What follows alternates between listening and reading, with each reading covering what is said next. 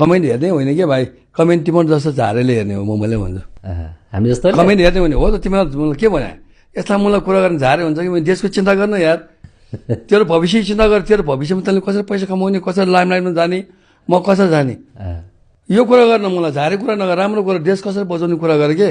अब यहाँ American troupe आउनेछ, यहाँ इन्डियन ट्रुप आउनेछ, तेरो यो पोडकास्ट चल्ने ठेगान छैन। अब तपाईँ हुनुहुन्छ त बचाउनलाई। म त बोल्छु भाइ, म त डुहान अन्न पानी सर राति सुतेर भोलि उठेर ग्यारेन्टी छैन, अगाडि आगे जति भए हान्ने हो, सिध्याउने आफूले पनि, आफू सिद्धिन लाग्यो भने तिमी भोलि सिद्धिन लाग्यो भने तिमीले तिमीले पनि हार्छ क्या भाइ।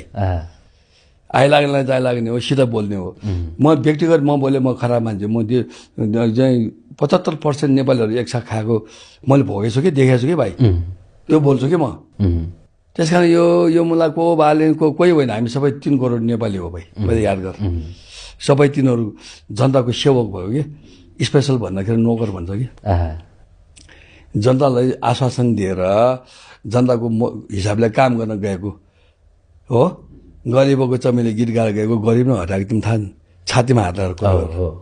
तिमी छातीमा हात लगाएर कुरा गर, तिमीले रियलाइज गरेछ त। त्यो कति गुवा स्टिल भएको के त्यो गुवा रहेको, बरु हर्के साम्बाङले 50,000 पठाइदियो अरे।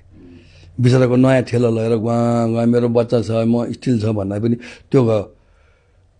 त्यो बिचराले कति गयो, 1000 रुपियाँको सामान किनेर 1200 होला, त्यो 200 रुपियाँ बचाउन गयो, सबै लुटेर त्यो हरियो ड्रेस लाउनेले चाहिँ डाङकाडाङ। मैले त्यही बेला रिस उठाएको थियो कि, मलाई गरिबलाई चलाएको चाहिँ किन, हाम्रो फिल्म गरिबहरूले हेर्छ कि भाइ, धनीहरूले हेरेन, धनीहरूले इङ्ग्लिस फिल्म हेर्छ कि।